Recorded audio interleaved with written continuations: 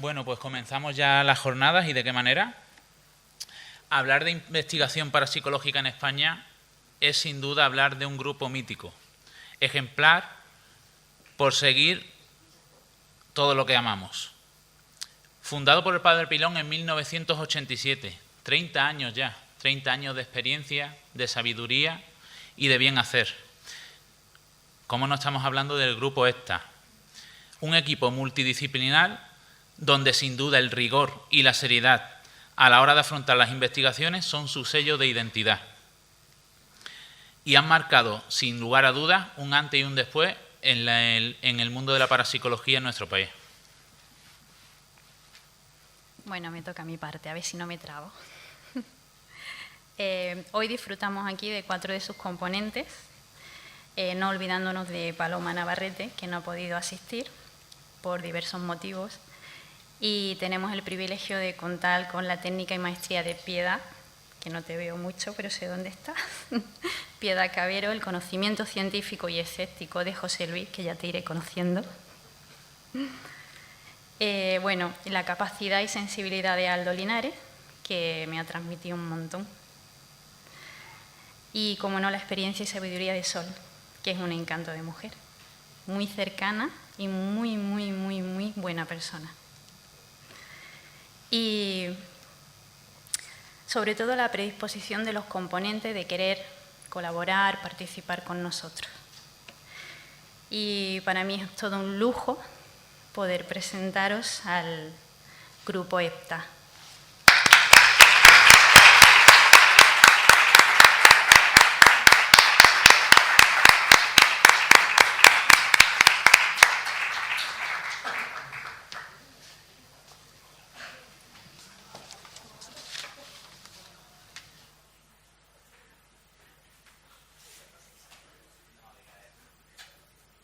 Como veréis, somos un desastre, porque... Pero que no son, que te digo. Que yo... ¿Que tú no cabes? No, te parece que ahora... Pues entonces yo aquí... Y yo te muevo el micro. Vale. Vamos a ver, como veréis, no creáis que siempre somos así caóticos en las investigaciones, porque si no sería un desastre. Lo que pasa es que, fíjate, en el fondo, yo cuando estaba antes sentada ahí, siempre nos emociona mucho ese reconocimiento que Juan Manuel tiene, o cuando vamos a los sitios, porque quizá el grupo EPTA no somos conscientes de eso que suscitamos a nuestro alrededor. Quizá porque, aunque hemos dicho, y es verdad, que hemos cumplido los 30 años, pero nosotros hemos tenido muchísimos años en la oscuridad, que nadie nos conocía, que hacíamos las investigaciones de tapadillo, es decir, ni podíamos decir que éramos supuestamente parapsicólogos y que investigábamos estos temas, porque la verdad es que se nos miraba un poco con una cara rara y éramos muy normales y llevábamos como una doble vida. Teníamos la vida de tipo familiar, social, pero por otro lado luego nos escapábamos todos a hacer investigaciones que no contábamos a nadie, por supuesto, que no salíamos en aquella época en los medios, y así hemos estado 10 o 15 años, es decir, han sido de un tema bastante reciente el hecho de que nos conozcáis, hemos empezado a salir un poco en los medios, se han publicado libros y habéis conocido un poco esa faceta de nuestro hacer, pero sencillamente ha sido una suma de años. Veréis, yo sé que la mayoría de vosotros nos conocéis, pero también es verdad que he oído a la señora concejala que no se había asomado nunca a estos temas. Entonces, quizá lo que tendríamos que empezar es por clarificar unas cuantas ideas. Primero, ¿qué es la parapsicología? Bueno, pues la parapsicología es una ciencia reconocida, por cierto, por la UNESCO, cosa que mucha gente no conoce como ciencia, y que se dedica, como su nombre indica, a la investigación del fenómeno paranormal. Fuera de España, por supuesto, hay cátedras de parapsicología, hay institutos de parapsicología, es decir, la parapsicología está muy reconocida e incluso las cátedras de parapsicología están siempre anexionadas o a medicina o a psicología, otras veces a psiquiatría. Y os digo esto que funcionan así, tú puedes hacer máster en parapsicología en las universidades. Bien, yo empiezo por ahí, ¿qué es la parapsicología? ¿Y qué investiga? Fenómeno paranormal. ¿Y qué es el fenómeno paranormal? Pues el fenómeno paranormal es el fenómeno para el cual hoy no tenemos una explicación razonable. Veréis, esto a comienzos del siglo XIX, varios científicos, porque curiosamente los que empezaron a estudiar el fenómeno paranormal fueron los científicos, que se les planteaban una serie de incógnitas delante porque eran capaces de presenciar fenómenos, pero a los cuales no les podían dar una explicación. Y entonces empezó un instituto, el de Londres, el más 1882, luego en el 85 ya en París, y poco a poco esos estudios de parapsicología se fueron desparramando, digamos, por los países, sobre todo Inglaterra, parte de Europa, Alemania también, Estados Unidos sobre todo. Bien, una vez que hemos dicho esto, ¿qué es lo que empezaron a hacer esos padres de la parapsicología? Pues lo que empezaron a hacer es como se empieza siempre en las ciencias nuevas, es decir, a clasificar los fenómenos. ¿Y cómo los fueron clasificando esta gente? Pues en función de sus efectos. Es decir, que ellos hicieron una clasificación de los fenómenos que eran los I-gamma, que son los de conocimiento, que son los producidos siempre por un supuesto origen cerebral, que no lo sabemos todavía, la telepatía. Todos admitimos perfectamente la telepatía. Es muy fácil de admitir. Es el contenido mental que pasa de una persona a otra. Pero realmente cómo se produce, sabemos los efectos una vez más, pero no sabemos cómo se produce esa punción telepática que se llama. Bien, tenéis la precognición, lo que hace Paloma, la evidencia, todo eso está vinculado, por supuesto, al ser humano vivo y a su cerebro. Ellos lo que hacen es ponerse en un estado alterado de conciencia que les permite percibir una realidad o una extensión de la realidad que vivimos muchísimo mayor. Las personas normales, y yo me incluyo entre ellas, normales me refiero zotes perdidos, no tenemos ninguna percepción de ese tipo. Aldo se ríe mucho porque dice que no, pero yo soy consciente de mis limitaciones. Bien, él no quiero que luego os cuente en privado las cosas que sabe de mí y que por eso se está riendo. Bien. Entonces hay, como os digo, ese primer grupo de fenómenos relacionados con la mente humana. Luego hay otro segundo bloque, que son los relacionados con los efectos físicos. Ahí entraría, pues imaginaros, toda la telequinesia, todos los movimientos de objetos, la materialización y desmaterialización de objetos, combustión espontánea. Es decir, hay miles de fenómenos que me alargaría mucho y no es mi papel esta tarde en clasificar. Y luego tenemos otro tercer grupo que la gente no los tiene en cuenta, que son los parapsicobiológicos, biológicos. Todo el mundo de los curanderos, todo el mundo de los que curan, ya más o menos sabemos más o menos por exclusión cómo lo hacen, pero todavía no está absolutamente nada demostrado.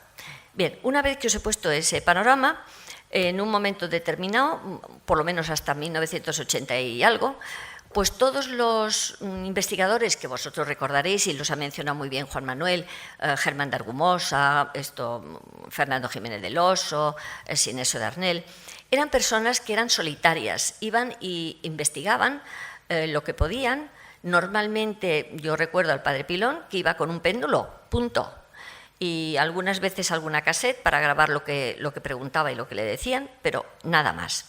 ¿Y qué pasó en ese momento? Pues que en Estados Unidos empezaron a configurarse los equipos multidisciplinares, porque se dieron cuenta de que una persona sola, en ella, no podía reunir todos los conocimientos suficientes como para poder enfrentarse a la investigación y a la resolución de un fenómeno paranormal. Bien, y entonces Pilón, que tenía muchos contactos con el exterior, pues un día nos reunió, por lo menos a los que estábamos primeros en el equipo, y nos dijo, oye, que quiero hacer un grupo. Éramos entonces 7, porque había 2 físicos, un arquitecto, Ángel Ortega también era otro físico, y Piedi, Paloma y yo. Y éramos 7 y por eso el grupo se llama Hepta, que quiere decir 7 en griego, como sabéis. ¿Y qué pasó? Pues que entonces el padre Pilón, que nos conocía a todos, pues nos fue adjudicando tareas. Y de esa manera, pues tenemos que Piedi, que es empresaria y ella venía de la ufología de la Ballena Alegre, una reunión muy divertida del profesor Sesma, que los antiguos lo conoceríais, pues ella venía de esa rama, y entonces le adjudicó la grabación en vídeo y en cinta, es decir, que se ocupara de los aparatitos de grabar, como decía él. Bien. Luego a Paloma ya sabíamos lo que la iba a adjudicar. ¿Cómo? Ah, bueno, pero las psicoimágenes las has empezado tú a hacer bastante después de crearse el grupo. Es encargada también de psicoimágenes. Os digo esto, Paloma, ya sabéis, pues bueno, era la brujita del grupo y tú encárgate de lo que te tienes que encargar en tu campo y se acabó. Bien. Los físicos estaban muy claros, se tenía que ocupar de los aparatos. Había un arquitecto que cuando íbamos a edificios muy grandes nos levantaba el plano y gracias a los planos nos íbamos guiando, como pasó con el Palacio de Linares, etcétera, etcétera. Y luego pues llegó a mí y le digo, ¿y Pater, a mí qué pasa? Dice, bueno, pues tenía un odio tremendo a los periodistas, debo de reconocerlo. Yo, como tengo licenciatura en periodismo, la verdad es que no hablaba con él nunca de ese tema porque no le gustaba nada a los periodistas. Y entonces le digo, bueno, ¿y Pater, qué hago yo? Y dice, pues mira, como eres periodista, y eso no lo puedo evitar. Dice, pues mira, tú te ocupas de los archivos, de las fotografías, de redactar los informes, bueno, pues de ser un poco el notario del grupo. Bueno, pues así me quedé. Os digo esto porque luego, claro, en el año 14 perdimos al padre Pilón, perdimos a José Luis Ramos y a Lorenzo Plaza, dos de los físicos y a él mismo, y entonces vino savia nueva al equipo. Y por eso, pues en estos momentos, José Lu, físico nuclear, es el que se ocupa de toda la parte de aparataje. Los aparatitos, aparataje, dicho, Piedi. Vale. Es que es más científico. Y Aldo, por supuesto, es otro de los brujitos del grupo, porque ahora tenemos a Paloma y Aldo, porque funcionan, aunque los dos son, por supuesto, sensitivos, son muy complementarios. Paloma, sabéis que ella utiliza la bola, ella es vidente, tiene videncia, no es medium, es vidente. Entonces lo que hace es que se asoma la bola y los reflejos de la bola son los que le alteran su estado de conciencia, que es lo que le hace ver. Os digo esto porque no penséis nunca que Paloma, porque utiliza la bola, ve en la bola. Lo ve aquí. Lo que pasa es que la bola, como dice ella, le sirve de, pues eso, que se llama soporte de evidencia. Aldo, sin embargo, es muy pintoresco. Yo te lo digo porque yo que lo vivo desde fuera, porque él también, deciros una cosa, cuando él está en trance no se acuerda de nada de lo que pasa. Porque Paloma no pierde del todo la conciencia, pero Aldo totalmente. ¿Qué pasa? Pues que gracias a las grabaciones de Piedi, porque eso también os digo, grabamos todo lo que hacemos, pues se entera muchas veces de las cosas que dice y que hace cuando está así, y a veces se sonroja y a veces se ríe. ¿Verdad? Bien. Bueno, pues una vez que os he presentado al equipo, que os he dicho un poco cómo empezó todo esto, deciros que nosotros no hacemos lo que queremos, sino que seguimos un protocolo de investigación. Hay una anécdota muy curiosa, por ejemplo, si vamos a una casa grande, pues naturalmente que nos repartimos, enseguida nos dispersamos cada uno a lo nuestro, uno a medir, otro a grabar, yo hago fotografía, anotamos, en fin. José Luis mide, pero hay un protocolo y es que nosotros lo que primero hacemos es las mediciones físicas y una vez que hemos hecho las investigaciones físicas no hemos tenido unos ratings, unos datos suficientes como para poder justificar, entonces la última parte es siempre la investigación psíquica, que es donde entran ahí Paloma y Aldo. Deciros que nunca cobramos nada a la gente a la que acudimos, porque ya lo estableció así el padre Pilón y tenemos que seguir un poco lo que él nos dibujó para seguir, y que nosotros no vamos nunca donde no se nos llama. Esa es otra, porque también he comentado en la comida de que hay veces que la gente se enfada por el correo electrónico de la página, se enfada con nosotros porque no hemos ido a ayudar a... Vamos a ver, si esa familia no se ha puesto en contacto con nosotros, no nos ha pedido ayuda, no hay ninguna institución que lo haya hecho, ni incluso la propia policía, pues nosotros no nos metemos donde no nos han llamado. Os digo todo esto para que veáis un poco cuál es nuestro protocolo de actuación y que después de 30 años sigue vigente. Y que deciros que hay algo muy curioso, cada uno de nosotros estamos un poco especializados en un tipo de personas cuando llegamos a una familia. Es decir, imaginaros, pues llegamos a familias de bajo copete y de alto copete, porque la gente que te llama pidiendo ayuda es de mucho estilo, los tipos de casa también. Pueden ser palacios, palacetes, hemos estado, y en casas humildísimas y medio inundadas, por ejemplo, de agua o de días de lluvia tremendos. Pero siempre acudimos a la llamada de la persona que nos necesita y, sobre todo, también os digo, siempre que sea asequible para nosotros, porque esa gente no se da cuenta que si nos llaman de un pueblecito de Galicia, pues nosotros tenemos que fletar todo nuestro bagaje, nuestras personas, nuestro todo, para ir a un pueblecito que encima no vamos a cobrar nada, pero que a nadie se le ocurre decir, oye, os pagamos el viaje y venir a ayudarnos. Eso no se le ocurre absolutamente a nadie. Entonces, tenemos a veces que hacer, pues como recorridos, aprovechar que hay 2 o 3 casos que nos han llamado cercanos para poder acudir. Os cuento todas estas cosas para que cuando luego, mañana, porque es mañana cuando va a haber una mesa redonda y nos vais a poder preguntar lo que queráis, a lo mejor yo me dejo algo en el tintero que sea de introducción al grupo y que a lo mejor vosotros queréis saber y no habrá ningún problema, las preguntas que queráis hacer nos las vais a hacer.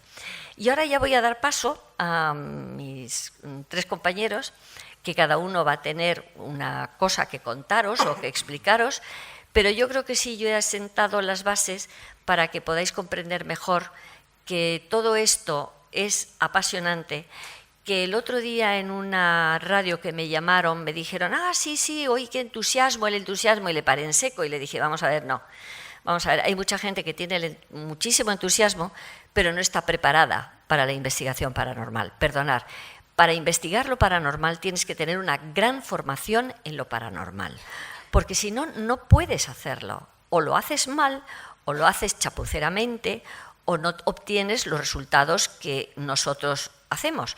Nosotros tenemos a gala de que, sobre todo, si es del más acá, imaginaros que es un poltergeist. Un poltergeist es un fenómeno del más acá, está creado por una persona viva y en estado de estrés, es decir, no hay nada del otro lado.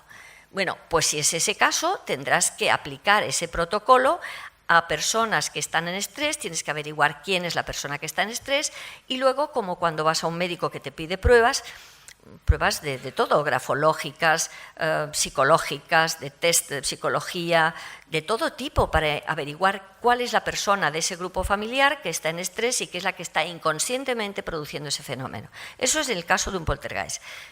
Y siempre tenemos a gala de haberlo solucionado, porque en un poltergeist puedes tardar mucho en averiguar cuál es la persona causante, pero una vez que localizas la persona causante, el único tratamiento es la relajación. Es tratar de que se les quite el origen de esa preocupación o de ese estrés y luego mandarles ejercicio físico, mandarles buena alimentación, mandarles que duerman bien, porque en cuanto se relajan, el fenómeno deja de producirse. Bueno, pues del mismo modo que la solución de un poltergeist está por esta vía, la solución de temas del más allá, del otro lado, en la que intervienen Aldo y Paloma, veréis, es menos complicado porque cuando Paloma y Aldo conectan con esa persona del otro lado, averiguamos de inmediato qué es lo que le está pasando.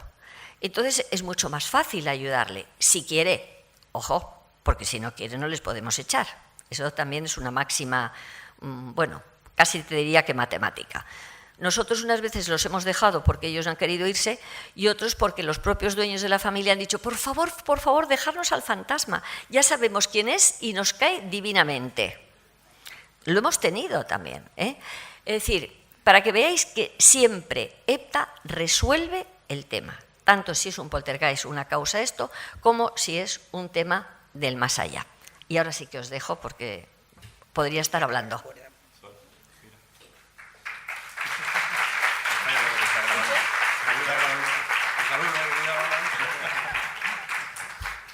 Hola, buenas tardes a todo el mundo. Estoy contento por poder hoy compartir la experiencia de mi equipo. Os voy a desarrollar una presentación en la que voy a intentar explicar unos puntos en los que se basa nuestra investigación, nuestro método. Estará más centrado para explicar el método científico, cómo aplicamos nosotros el método científico a la investigación parapsicológica, que es muy, muy difícil porque no son muchas veces las que podemos llegar a explicar algo de forma científica, fenómenos extraños. Otra. Bueno, en primer lugar, hablaremos sobre la instrumentación que utilizamos, todo el aparataje que tenemos, del que disponemos para realizar las medidas en las investigaciones. Hablaré también un poco del análisis que se realizan a la psicofonía. En tercer lugar, y creo que esto sí que es un poco nuevo, un experimento que habíamos realizado gracias a un amigo del grupo que hizo su tesis doctoral en la medida del estrés mediante las medidas de ondas cerebrales a distintos pacientes, y nos llegó un día y nos propuso que si quería que colaborásemos con él, o pues, más bien él con nosotros, y enseñarnos la técnica que utilizaba para poder aplicarlo al estudio de la mediunidad. Es decir, a mis compañeros durante el trance, en el que pudiésemos ver las ondas cerebrales que mis compañeros emiten. Y por último, daremos una pequeña... resumiremos o hablaremos sobre las psicoimágenes y la radiestesia, que ahí os dejaré paso a mi compañera, que es la experta en ese campo. Otra. Bueno, pues empezamos con la instrumentación. En las investigaciones que tenemos, siempre medimos el campo magnético. Sí que en este apartado, en el que voy a hablar sobre toda la instrumentación que utilizamos, me gustaría haceros pensar. Todo lo que voy a decir, mi intención no es la de demostraros nada, simplemente el objetivo es haceros pensar, que os preguntéis. En la medida del campo magnético utilizamos tanto este aparatito que podemos ver aquí, un telámetro, un telámetro profesional, que colocando la sonda sobre el suelo podemos medir la magnitud de campo magnético terrestre, ¿vale? Este otro de aquí es simplemente una aplicación que nos la podemos descargar y utilizarla con el móvil. Os preguntaréis a lo mejor, oye, ¿qué diferencia hay entre este aparato y la aplicación del móvil? Hoy día que tenemos estos teléfonos inteligentes. Yo he intercomparado, midiendo en el mismo punto campo magnético, utilizando los dos instrumentos, tanto el móvil como el telámetro, y dan casi clavado. El resultado es muy, muy, muy parecido. Pero últimamente me decanto más por utilizar el móvil, aparte de que es menos aparatoso, también me gusta más porque utilizo el móvil a una altura de 1 metro aproximadamente. ¿Qué significa eso? Hay otros investigadores que utilizan sondas que las dejan rozando el suelo, y ahí no están contando en que pueden estar recibiendo la influencia directa de un material ferromagnético que esté en el subsuelo y que no se sepa. Por eso, en principio, también utilizábamos el detector de metales, ¿vale? Entonces, debido a esa razón, me gusta más utilizar la aplicación del móvil por aquello de medir a 1 metro de altura. Bueno, dentro de lo que es el campo de la medida de la energía electromagnética, que en realidad el campo magnético es una manifestación de una onda electromagnética, pero en este caso, para realizar una medida de una onda electromagnética, estaríamos hablando a muy grandes rasgos. Es decir, el espectro de la onda electromagnética es muy amplio. televisión, radio, microondas. Cuando vamos al hospital, los rayos X, se tienen identificadas muchísimas clases de ondas electromagnéticas que varían dependiendo de su frecuencia. Entonces, por ello, os invito a que os preguntéis qué es lo que se está midiendo exactamente cuando utilizamos un equipo de este tipo, que es tan comercial, de casa fantasma, y a todo el mundo nos ha llamado la atención. Pues bueno, precisamente este equipo, que es conocido, el Melmeter, mide ondas electromagnéticas de frecuencia muy pequeñita. Sin embargo, en este otro caso tenemos un equipo, un Geiger, contador Geiger, que mide radiación gamma, y que estamos hablando de que si este equipo realmente diese un positivo, una lectura, más que asustarnos, tendríamos que salir corriendo, porque la radiación gamma ionizante no es nada buena. Entonces, por el ejemplo que he puesto antes, a lo que me estaba refiriendo, aquí tenemos todo el ancho del espectro electromagnético, de los microondas, la luz visible, rayos X, los rayos gamma, ultravioleta, infrarrojo, todo lo debido a las comunicaciones. El Melmeter es sensible en este rango de frecuencia, mientras que el contador Geiger es sensible en este rango de frecuencia. Yo, en mi experiencia, nunca he detectado variaciones de radiación gamma en una investigación. Y os puedo decir que me es familiar el uso de ese tipo de instrumentación, puesto que lo manejo esa instrumentación diariamente debido a mi trabajo. Entonces, preguntaros, cuando un fabricante nos vende un equipo y nos dice que es fenómeno y que va a detectar cambios de la energía del lugar, preguntaros siempre, ¿y qué es lo que mide? ¿Vale? Porque si fuera cierto que los espíritus o los seres del más allá producen cambios en la energía del lugar y que fuéramos capaces de detectarlo con el Melmeter, que es sensible en este rango de frecuencia, diríamos, que es que los espíritus interaccionan a este nivel de energía, a energía muy bajita, o lo hace a este nivel de energía muy alta. Eso es algo para haceros pensar. Vale, pasando ahora con la instrumentación de medidas de la temperatura, es muy conocido el fenómeno de termogénesis, que es ese descenso brusco de la temperatura hasta de unos 5 grados. He tenido la gran suerte de ser testigo de ese descenso de temperatura en mitad del campo, sin sol y sombra, en 2 puntos en los que daba de igual manera el sol, y medir ese descenso de temperatura. Y justamente en aquel lugar donde se dio el descenso de temperatura, ocurrir un fenómeno que siempre lo recordaré, es muy extraño, y un poquito más adelante, si tengo tiempo, os lo cuento.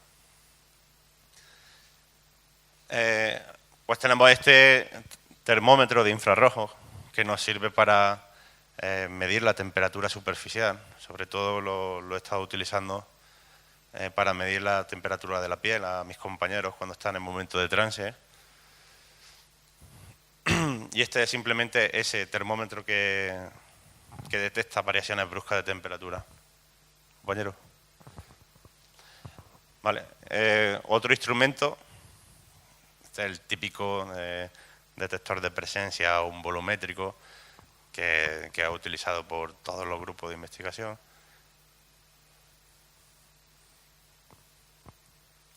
Este equipo sí que es un generador de ultrasonido, que junto a lo que me he referido sobre la onda electromagnética, este equipo no genera onda electromagnética. El ultrasonido es una energía de presión, que se le llama, de cambio de presión. Se transmite por el aire a base de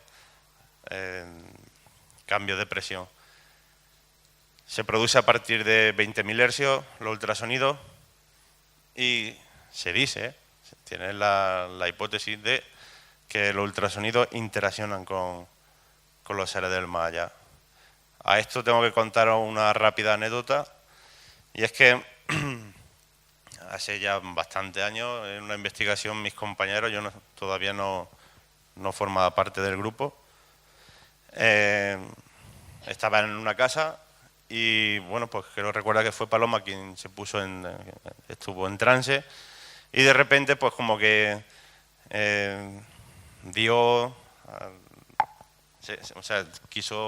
hacerle saber a mis compañeros de que el espíritu que estaba hablando a través de ella le estaba ocurriendo algo, se estaba quejando como un dolor o algo así. Y claro, le preguntaron, ¿pero por qué? ¿Qué te pasa? ¿Qué es lo que te ocurre? Y es que el físico del momento había recién activado este aparato. Y cuando apagó el aparato, pues ya en otra habitación. Se encontraba el equipo en otra habitación. Y cuando lo apagó, pues ya se acabaron las quejas. Así que bueno, algo curioso. Entonces, por eso aquí os pregunto, ¿pueden los espíritus interaccionar con los ultrasonidos? Estamos hablando de que ese rango de frecuencia de una onda mecánica puede interaccionar con los espíritus, o puede interaccionar o hacer variar la energía electromagnética. ¿En qué quedamos? ¿Una cosa o la otra? Pues por eso pienso que hay que seguir investigando. Siempre seguir preguntándonos una y otra vez.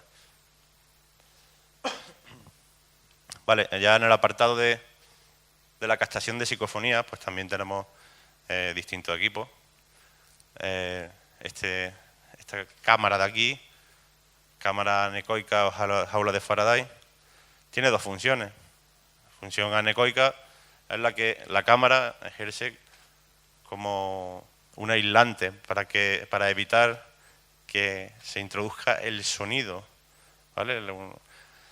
En el interior de la cámara, puesto que en el interior de la cámara es donde vamos a situar la grabadora.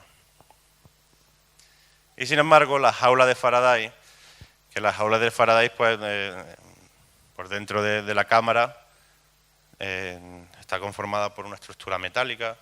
Incluso también se puede hacer jaula de Faraday de forma casera, coger una caja de zapatos y empezar a envolverla en papel de platilla.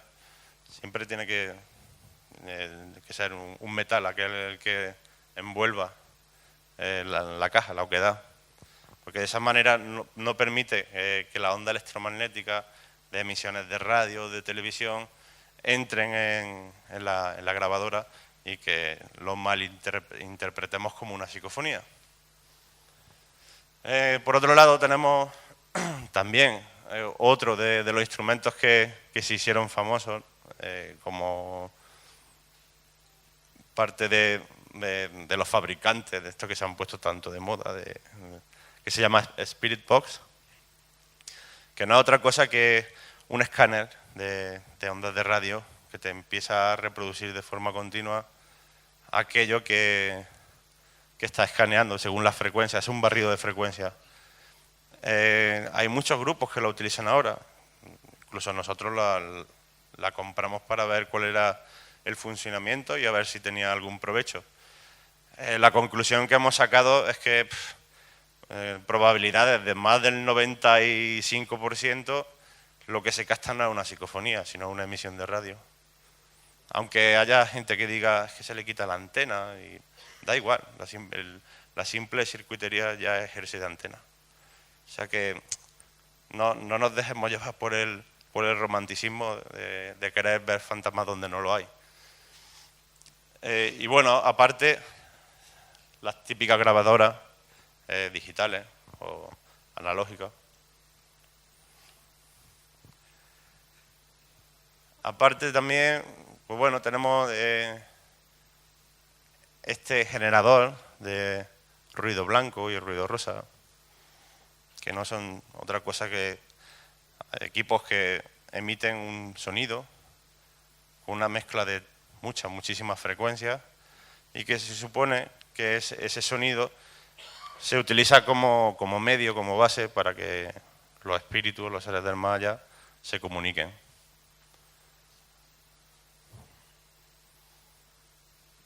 Bueno, aquí quería abrir un poco un debate, también para que os preguntáis a vosotros mismos, ¿cuál es el origen de la psicofonía? Hay distintas hipótesis. La primera de ellas que podríamos nombrar es la proyección psíquica.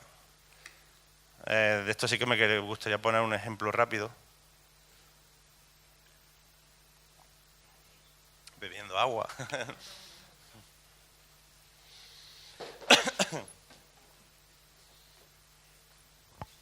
La proyección psíquica. Cuando una persona tiene muchísimo interés,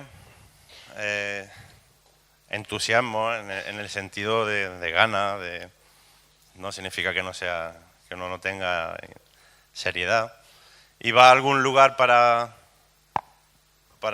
intentar pues captar una psicofonía. Debido a todas esas circunstancias, estado anímico, es suficiente para producir una proyección psíquica. Os pongo el ejemplo. Cuando empecé en esto de grabar psicofonía, hace ya bastantes años, dos amigos míos y yo nos fuimos a las lomas de una ruina romana que hay por allí, por Puente Genil. Y pues nos fuimos a intentar captar psicofonía. Y la persona que venía conmigo me dijo, dice, mira, justamente en este sitio noto energía alterada. Allí precisamente fue el lugar donde por primera vez pude ver el fenómeno de la termogénesis. Era en plena campiña cordobesa, por la mañana, hacía calor, era todo sol, evidentemente hay olivos, pero me estaba moviendo dentro de una calle y pasaba siempre por zona de sol, de luz, o sea, no había sombra por donde yo pasaba. Y me dijo mi compañero, voy a clavar el palo en el suelo y a un radio de 5 metros tú te situarás a la izquierda y nuestro otro compañero a la derecha. Porque este es el círculo donde yo siento que hay una alteración energética. Cuando yo alce la mano, le dará a la grabadora, la activará, empezará a grabar, y cuando la baje, le dará el stop. Él alzó, unos 5 segundos aproximadamente, bajó el brazo, yo paré mi grabadora, y él dice, tú vas a tener la psicofonía, José Luis, tú la vas a tener. Y digo, oye, ¿y Pepe por qué no? No, la vas a tener tú. Rebobina y reproduce. Rebobiné la cinta virgen que había comprado el día de antes, y se escuchaba un perfecto, pero perfectamente, ave. Estábamos en las inmediaciones de una villa romana. Entonces, claro, digo, qué raro, ¿esto qué es un espíritu romano? ¿Quién se nos ha colado aquí? Y me recuerdo que me dijo, dice, oye, antes de salirte, reproduce la grabación y permite que Pepe la grabe, enfrentando las dos grabadoras. Yo reproduciendo la grabación y él grabando lo que yo estaba reproduciendo en ese momento. Entonces la reprodujo, él la grabó, ya se le quedó grabada también en su cinta. Y me dice, verás que ahora lo curioso es que cuando salgamos de este círculo que yo he marcado, lo que ocurre. Entonces me salí y me dijo, rebobina y reproduce. Rebobiné, reproduje y ya no estaba. La grabación había desaparecido. Entonces para mí esa fue la primera muestra de que algo raro puede ocurrir. Y fui testigo. Y fue una de las cosas que recuerdo que me han impulsado a seguir en este mundo de la investigación parapsicológica. Le pregunté cómo es que ha ocurrido esto y por qué en mi grabadora y no en la de Pepe. Y me respondió, porque tú venías con muchas ganas de que ocurriese. ¿Vale? Entonces, hay que considerar muy mucho que nosotros somos capaces de producir proyecciones psíquicas en un soporte físico de grabación. Y seguro que muchos de los que estáis aquí algún día podréis tener una experiencia de ese tipo. Solamente es probarlo, intentarlo una vez y otra vez y otra. La segunda hipótesis, la impregnación. Ya sabéis que en aquellos lugares donde han ocurrido sucesos trágicos, pues esa energía se queda impregnada en el sitio. Y como tercera hipótesis, la comunicación espiritual, de que realmente alguien del más allá se esté comunicando mediante el canal de la psicofonía. Bueno, muchas veces nos han preguntado, ¿cómo sabes cuándo una psicofonía es verdadera, cuándo es falsa? En realidad la respuesta es casi imposible, es muy difícil de definir. Hay dos vertientes. Hay personas que piensan que los espíritus, al no estar dotados de un soporte físico, pues no tienen cuerdas vocales y no pueden producir una onda de presión, una onda mecánica, sonido. Por lo tanto, en algo se tienen que diferenciar a nosotros. Nosotros que sí tenemos cuerdas vocales, laringe, y sí que tenemos la glotis, que se le llama, que es una oquedad que está en la parte superior de la laringe y que es la culpable de la producción de que en el momento en el que vayamos a pronunciar una palabra, la primera sílaba, produce una exhalación fuerte de aire. Y esa exhalación fuerte de aire, si realizamos un análisis de frecuencia, un espectrograma de sonido, se ve muy, muy marcada, ¿vale? Esta es una palabra de 3 sílabas y como podéis ver aquí, ¿vale? Se ve una densidad espectral mayor, ¿vale?, que en el resto. Son 2 palabras, ¿vale?, de 3 o 4 sílabas. Os voy a mostrar la psicofonía. Os voy a mostrar 2 psicofonías. No, la anterior. Aquí, Aldo. Atención. A ver, no os voy a decir lo que dice. Escuchadlo por vosotros mismos. Clic.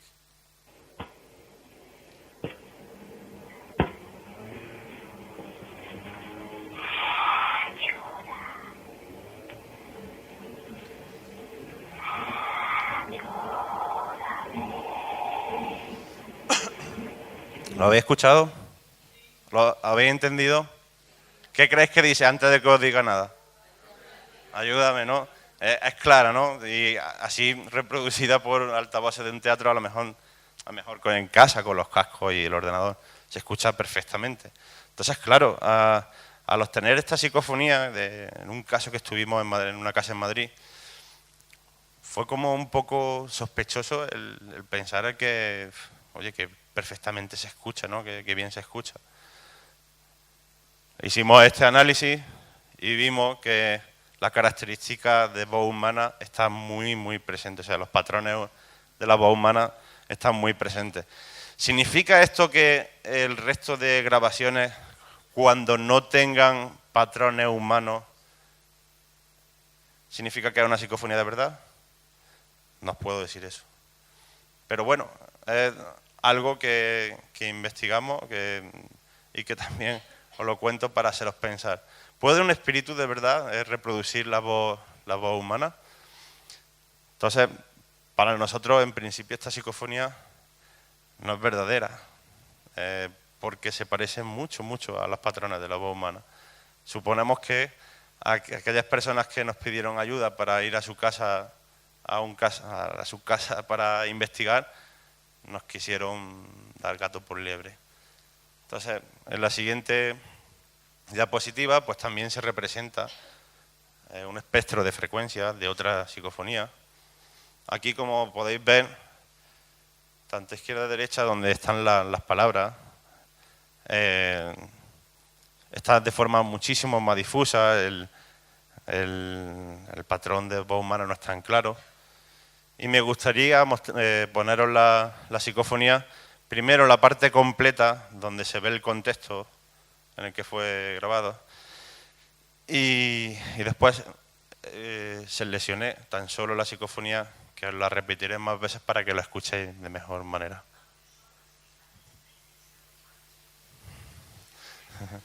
Esa no es la psicofonía, ¿eh? Venga, Aldo. Vamos parando.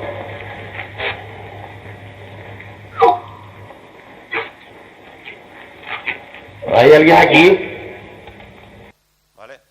Mira, esto fue en la Facultad de Filosofía y Letras, hace muchísimos años, antes de que fuera conocida o más conocida por los programas de Cuarto Milenio, etcétera.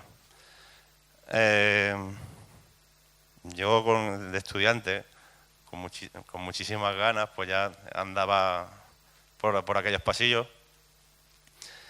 y con mis compañeros pues captamos esta psicofonía. En ella pregunto, ¿hay alguien aquí?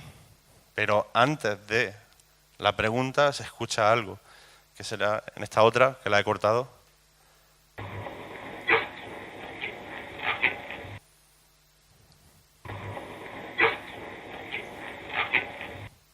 ¿Qué escucháis?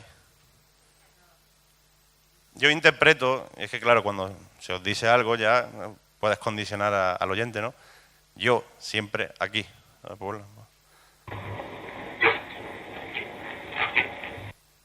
¿Vale?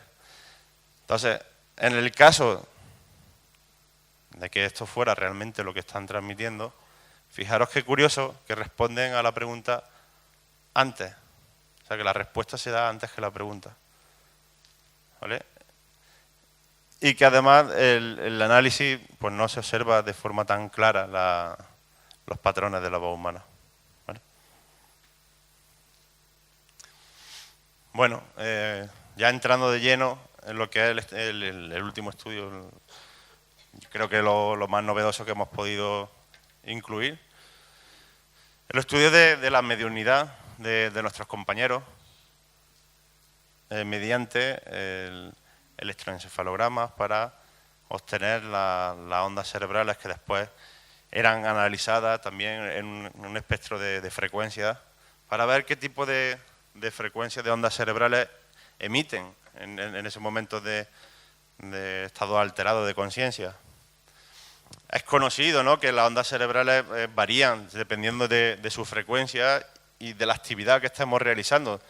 Todo el mundo emitimos esas ondas cerebrales dependiendo si estamos estudiando, si estamos hablando a alguien, si estamos relajados, si estamos durmiendo.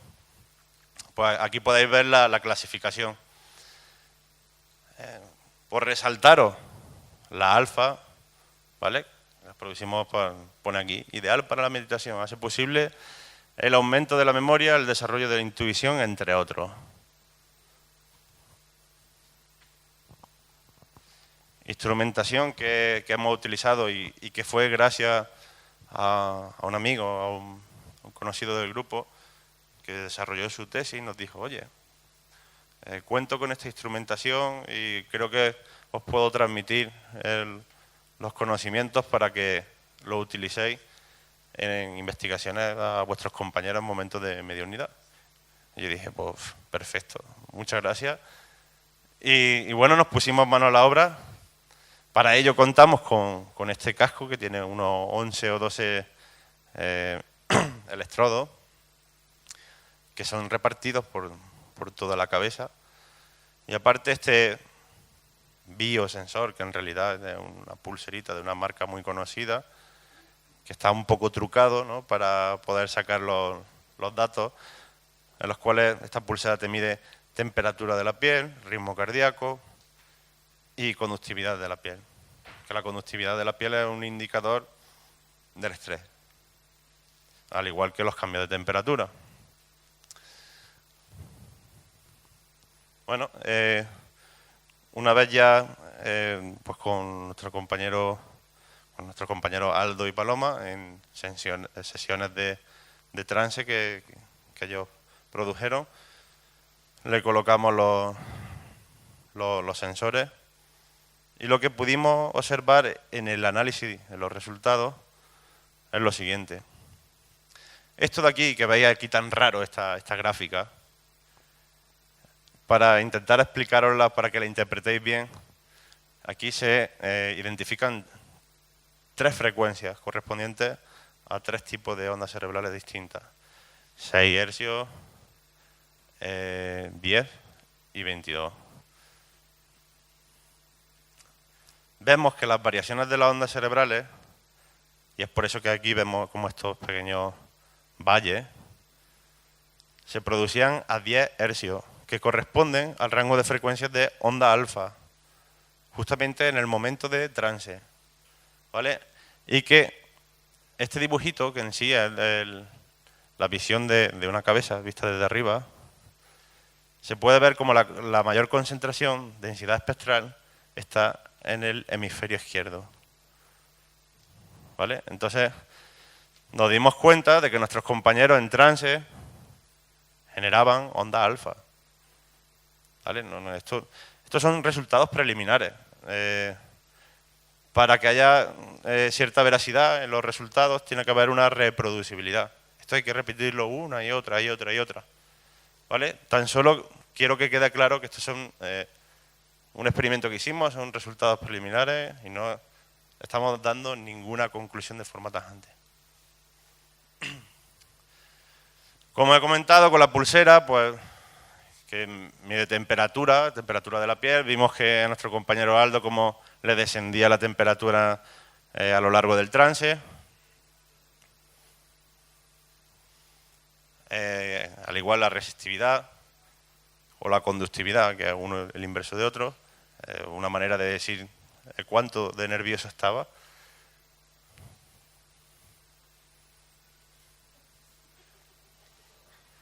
¿Quién se ha ido ya a dejar el móvil? Además, también el ritmo cardíaco. Y este último experimento sí que fue curioso porque utilizamos sonidos binaurales. No sé si alguna vez habéis escuchado hablar sobre los sonidos binaurales. Simplemente es con dos auriculares, se escucha el mismo sonido, pero la diferencia es que del oído izquierdo al derecho hay una pequeña diferencia en frecuencia.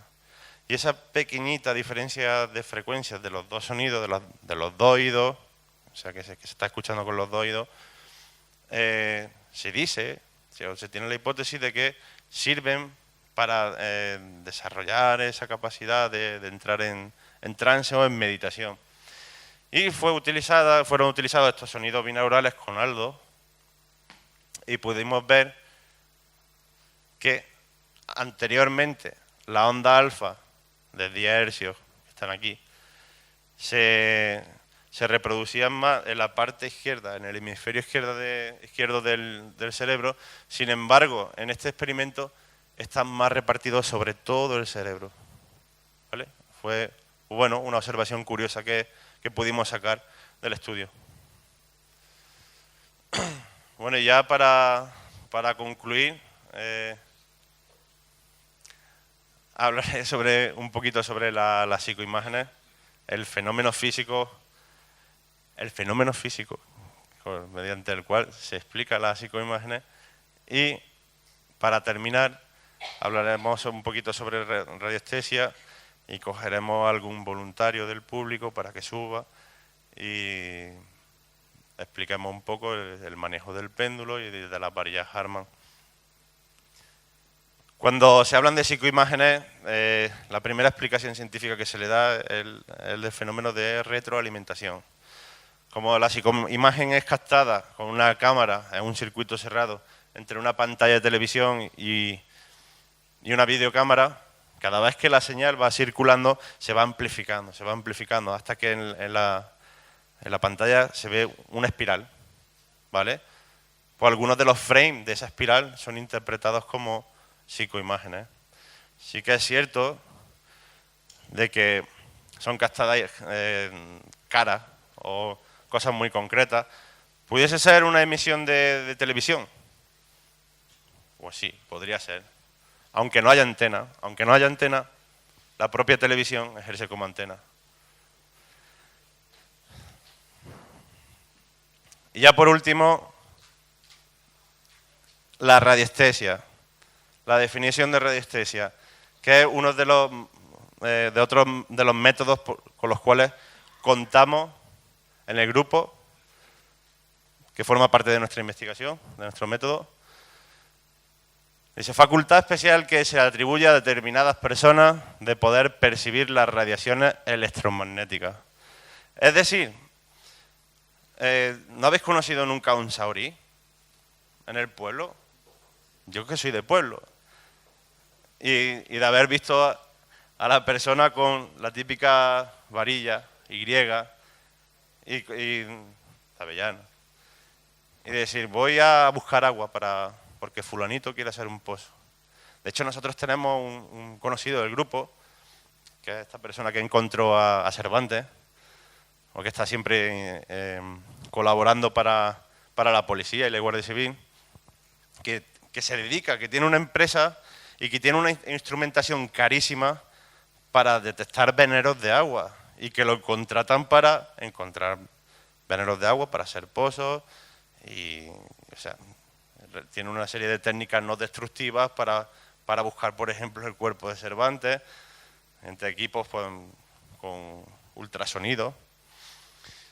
Y esta persona se fue al campo porque le pagaban por encontrar un venero de agua y además se vino el vecino de toda la vida, el de la varilla. Y dijo, antes de que te pongas con el cacharro, dice, yo voy a decirte dónde está el agua. Empezó este hombre a hacer un rastreo y le dijo aquí. Y mi amigo me cuenta pues que después con su instrumentación de miles de euros, le dijo, efectivamente, donde tú decías que estaba el veneno, es donde mi equipo lo han detectado. La radiestesia es simplemente, bueno, digo simplemente, esa capacidad de que una persona puede llegar a detectar cambios, esa persona sensible a cambios en la energía del lugar. Esto es una pseudociencia, tengo que decirlo, pero sin embargo es una pseudociencia que tiene una tradición de muchísimos años y que tal vez algún día haya alguien que pueda llegar a demostrarlo científicamente. ¿Vale? Entonces, nosotros, bueno, las personas que practiquen la radiestesia son meros canales para transmitir esas variaciones de la energía a un trozo de algo que tengamos en las manos. Un péndulo, unas varillas, las varillas Harman, que también son muy utilizadas para detectar esos cruces de líneas energéticas que se llaman líneas Harman, que donde confluyen estas líneas, pues se les denominan, las personas pueden llegar a desarrollar geopatía, que la geopatía no es nada, sino que, por ejemplo, tenemos en nuestra habitación la cama situada encima de un cruce Harman, pues se supone que no es beneficioso para la salud. ¿Vale? Entonces, por eso se utilizan estas varillas para detectar los cruces Harman, que ahora haremos una demostración de cómo se detectan, si es que vemos por aquí algunos cercanos.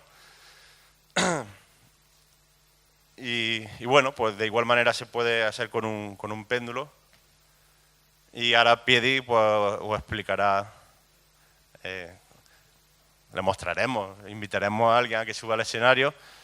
Y bueno, pues nada, como he dicho al principio de mi intervención, nunca dejar de preguntaros. Nunca dejáis de preguntaros. Es cierto que yo he aprendido mucho de todos mis compañeros, aunque sea la parte científica, haya estudiado una carrera de física y eso no quita a que siempre nos tengamos que preguntar y no negar nada de forma taxativa. Si durante toda la historia los grandes científicos hubiesen dicho, eso es mentira, eso es un loco, a la hoguera, entonces nunca la ciencia hubiese avanzado. Así que, por favor, os pido, preguntaros. Tampoco, por favor, no os dejéis llevar por el romanticismo de la parapsicología, en el que a lo más mínimo que veáis ya creáis que es un fenómeno paranormal. No. Preguntaros si hay alguna razón lógica más cercana de nuestro más acá. Y de hecho tengo que decir que todos mis compañeros hacen uso de la razón. Aunque haya dos partes diferenciadas en nuestro equipo, una es la más científica y la otra la más espiritual, algo que tenemos en común es que todos hacemos uso de la razón. Así que muchas gracias.